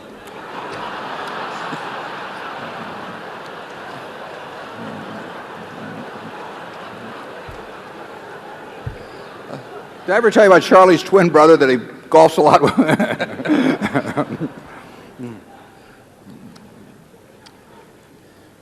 No, I'll take health anytime, incidentally. Yeah. So will I.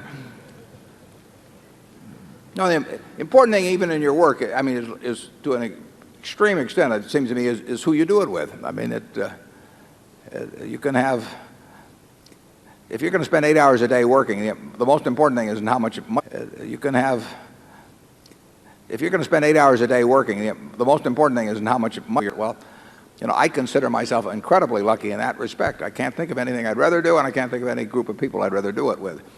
And if you asked me to trade away a very significant percentage of my net worth, either for some extra years or being able to do during those years what I want to do, I'd do it in a second.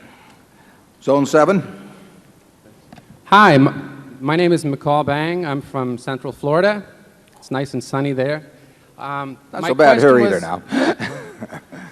My question was, last year somebody asked about the pharmaceutical companies and the aging baby boomers, et cetera.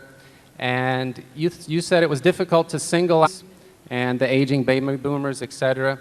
And you said it was difficult to single out individual companies. And I believe Mr. Munger succinctly said that we blew it on that one. Of what happened in 92, 93 with an unelected politician kind of dampened the whole industry for a period there. If that plays a part in giving you a little ambivalence about investing in that area for the future, is that simply an unknowable, or with all the, a lot of the political things we see here today, if that causes you some concern about the future of that area.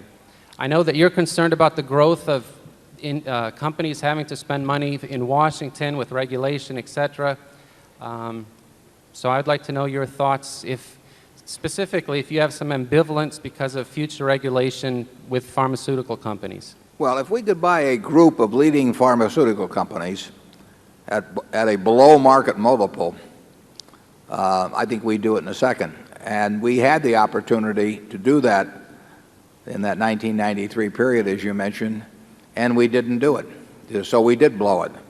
That 1993 period, as you mentioned, and we didn't do it. So we did blow it. As a whole has done very well, and it has threats that you enumerated in terms of regulation and so on. But every industry has some problems, and the pharmaceutical industry has enough going for it that the threats you name should not cause, in my view, should not cause the securities to sell at a depressed multiple, which they did. Now, that's no longer the circumstance. We don't like, we're not going to buy them at present prices, but at least I think they're very, as a group, they're good businesses. I do think it's very hard to pick out the winner, So if I did buy them, I would buy a group of the leading companies, but I wouldn't be buying them at these prices. Charlie? Yeah, I would argue that the pharmaceutical industry has done more good for the customers than almost any other industry in America. It's just fabulous what's been invented in my lifetime, starting with all the antibiotics that have prevented so much death and so much family tragedy. And I think the country has been very wise to have a system where the pharmaceutical companies can make almost obscene amounts of money. I think we've all been well served by the large profits in the pharmaceutical industry. Zone 8. Good morning, Mr. Buffett, Mr. Munger. My name is Gary Rostrom from right here in Omaha. My question is, somewhere I thought I've read that you buy at least one share of every company on the New York or on the exchanges to get the annual report. Is that true, or is that a thing of the past? And if it is true, how do you keep track of all that information? Well, it's got an element of truth in it. Many years ago, I did buy one share of a great many companies, and I'd get these dividend checks for 8 cents and 10 cents, and I used to pay my bridge losses by endorsing these checks by the hundreds and giving them to the people who just won $1.80. And then no one asked me to bridge games anymore. So I have adopted a new program where I buy 100 shares of a great many companies. I buy them in my foundation so I don't go crazy at income tax time. And I probably, just as a guess, would have a couple hundred companies. So it isn't every company by a long shot. But there are at least several hundred companies where I want to be a registered shareholder and to make sure I get the mailings promptly. And I do keep those around. And even after I lose interest, I very seldom sell one, so I'll just keep buying more. And I'll not only buy the 100 shares in something I might want to keep track of, but I'll probably buy 100 shares in all of their competitors, and so that I keep reading about those companies as well. It does pay to have a flow of information come in over the desk. And the answer to that question reminds me of a point which I'd like to bring up briefly here, and that is that our shareholders, unfortunately, there's no way around this, unless they go to the internet on the Saturday that we designate to read the annual report, and where it's up on our home site, berkshirehathaway.com, are going to receive their reports at significantly different times. And the ones who have their shares in their own names are very likely to get those reports faster than the ones that have their shares held in street names. And from our standpoint, unfortunately, probably 90% of the shareholders we have their stock held in street names. Now, what happens on that is we print the reports up. We mail the ones to the shareholders who are of record, who have the stock in their own names. We send the balance to where their brokers or bankers tell us to send them. Well, about 90% go to one place in New Jersey, but that's out of our control. I mean, if Merrill Lynch or Charles Schwab or whomever, Fidelity, turns their list over to that, or whomever, Fidelity, turns their list over to that, we may next year try to figure out a way to get. It's out of our control when those reports go out. So our shareholders receive their reports on widely varying dates, which, like I say, I would rather not have that happen. It means that in terms of sending in your request for tickets to this meeting, many people we had this year, as late as maybe the 10th of April, still hadn't gotten their reports, and they wondered about their tickets. So if it's convenient for you, you will, it's better to have your stock in your own name. Now, that isn't convenient for many people, I understand that, but you will get our reports on a more reliable basis and a more prompt basis if you do it that way. If you have your stock in street name, I urge you to look on those dates we've laid out in the report for next year, to click on to our home page, because then you will have the information just as quickly as everybody, as your fellow our home page, because then you will have the information just as quickly as everybody, as your fellow clients, to the information as close to simultaneously as possible, and during a time when the market is not open. We think that just makes sense. That's the way we would do it if we were running a partnership. But there is this problem with street name holdings of somewhat erratic distribution, and that's the reason why when I want to keep track of, say, all of the companies in the pharmaceutical industry, I'll buy 100 shares of each one, and I'll stick them in the name of the foundation, and that mailing comes directly to me in Omaha. So let's go on to Zone 9. I'm Lola Wells from Florida. You have been recently quoted in the newspapers as saying that some major corporations have used questionable practices to make their operations seem more favorable. Would you be willing to be more specific about these practices? Not until I'm on my deathbed. No, I have followed a policy of criticizing by practice and praising by name, and we will not, we do, Charlie and I both find certain practices very, very deplorable, and they aren't limited to a single or a few large corporations. But we would probably be less effective in arguing for change if we went to a few specific examples. They would not be that much different probably than hundreds of other, or at least dozens of other companies, and secondly, those who get critical of the world find the world gets very critical of them promptly, and I think we do more good by, in a sense, hating the sin and loving the sinner. So I think we do more good by, in a sense, hating the sin and loving the sinner. So you to name the practices, not the miscreants. No. Well, the practices are some of the things we've said. They relate to accounting charges that are designed to throw into a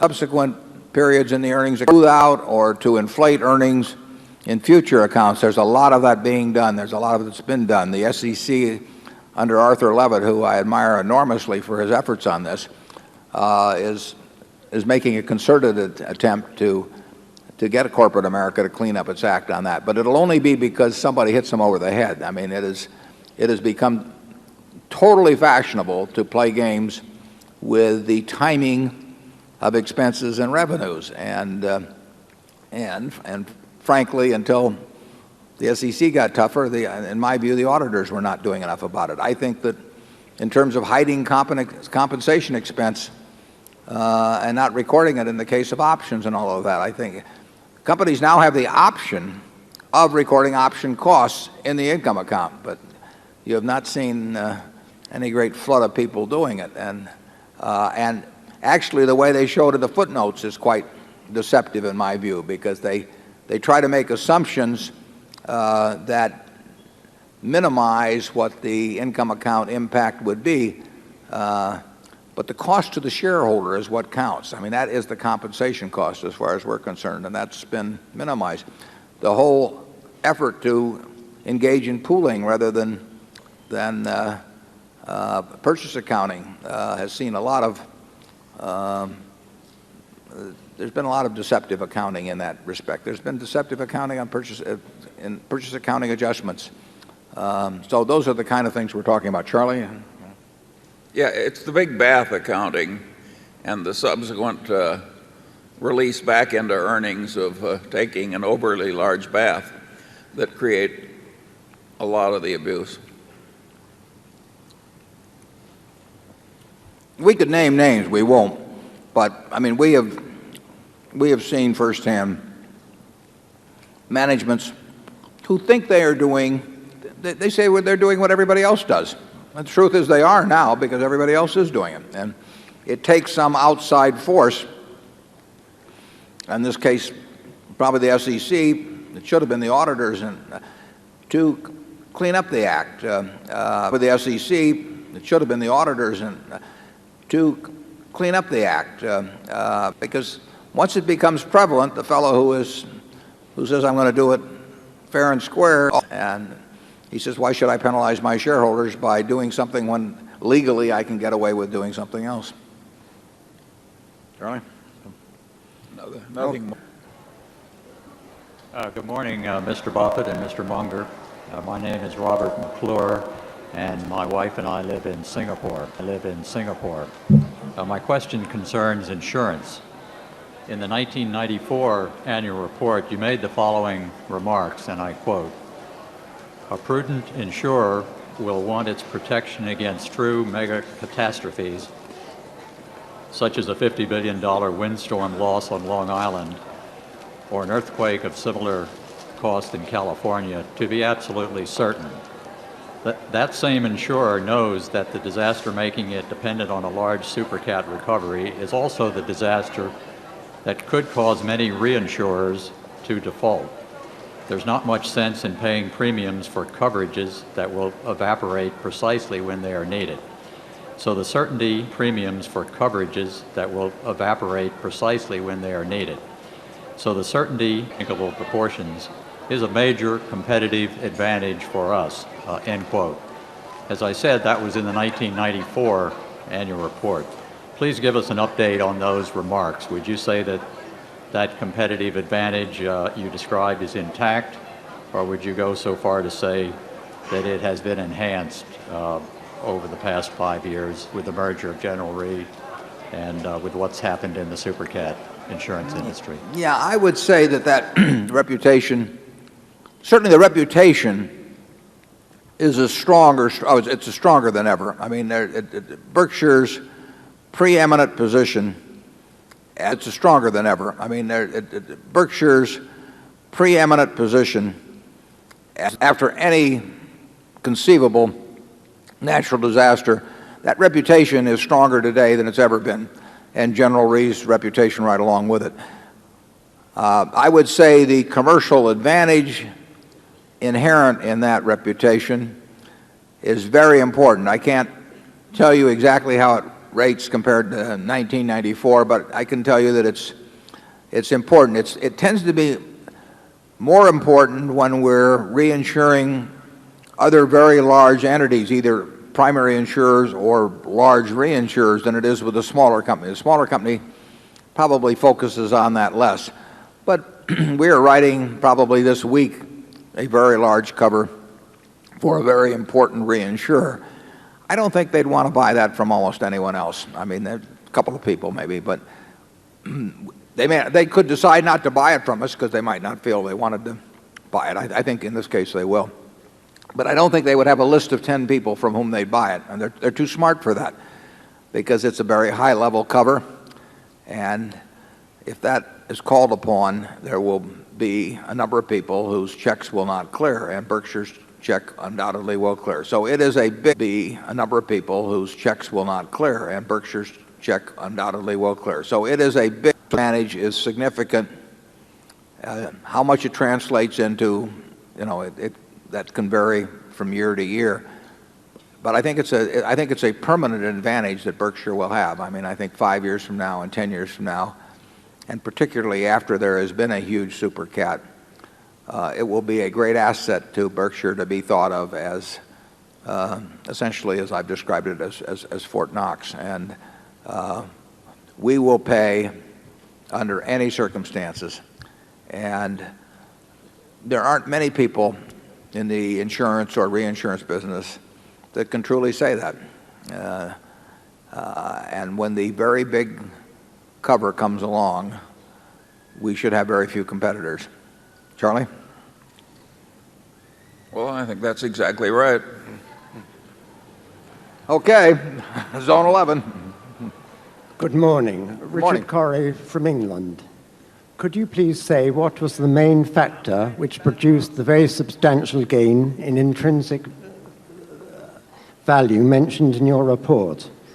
I ask this because per share gains in portfolio and operating profits were modest, and you said there was no immediate gain from issuing shares for acquisitions. Well, we did increase the float per share very significantly last year. I mean, the invested assets per share. And I would say that GEICO's business was worth far more at the end of the year than at the start of the year, and that was our largest subsidiary at the start of the year. And if anything, GEICO's competitive position continues to improve. I would say that executive jet is a natural fit into Berkshire, and we paid a significant sum for it, but that it will be a very, very big company 10 or 15 years from now. And perhaps, well, I'm almost sure it'll get there sooner as part of Berkshire than it would have gotten there otherwise. And its dominance may be even greater over the years as part of the Berkshire family otherwise. And its dominance may be even greater over the years as part of the Berkshire family. It started early, and they had the most service-oriented company you could imagine. So it would have done fine without us, but I think it will do even considerably better and get there faster. It would have done fine without us, but I think it will do even considerably better and get there faster, certainly in the primary in intrinsic value. And I think that additionally we had a significantly greater amount of invested assets per share to work with. So I feel good about what happened with intrinsic value last year. The problem is doing it year after year after year. Charlie?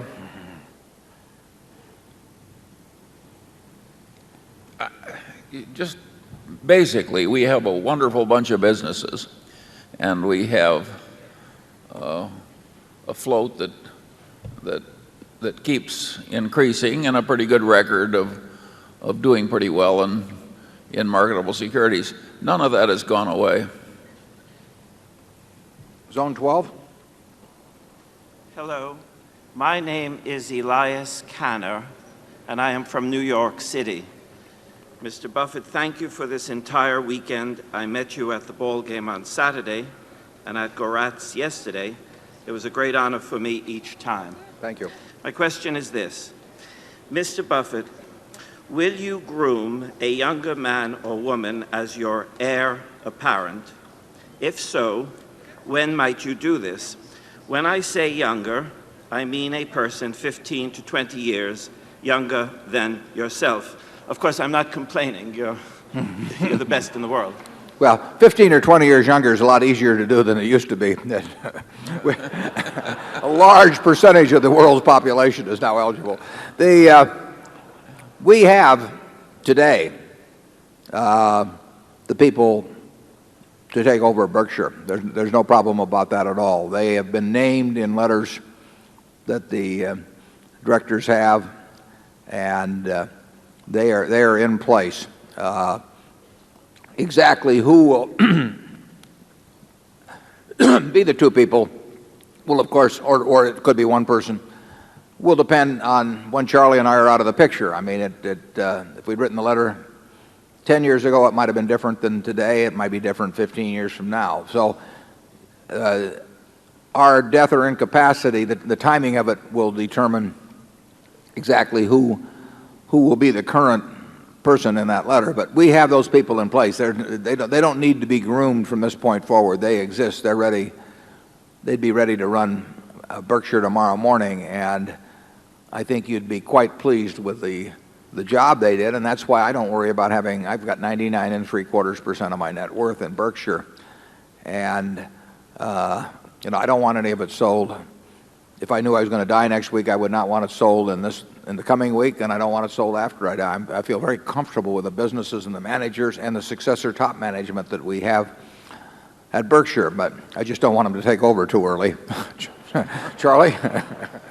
Yeah, I actually think that the prospects for continuity of corporate culture, to the extent we have one, at Berkshire is higher than prospects for continuity of corporate culture at most other large public companies. I don't see Berkshire changing its way of operating, even if Warren were to expire tonight.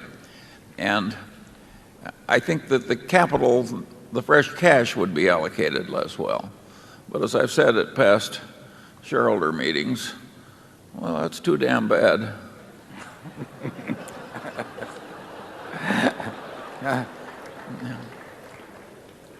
That's why we don't have a public relations department. By the way, I don't think the job would be ill done. I just don't think it would be done quite as well as Warren does it. Okay, Zone 13.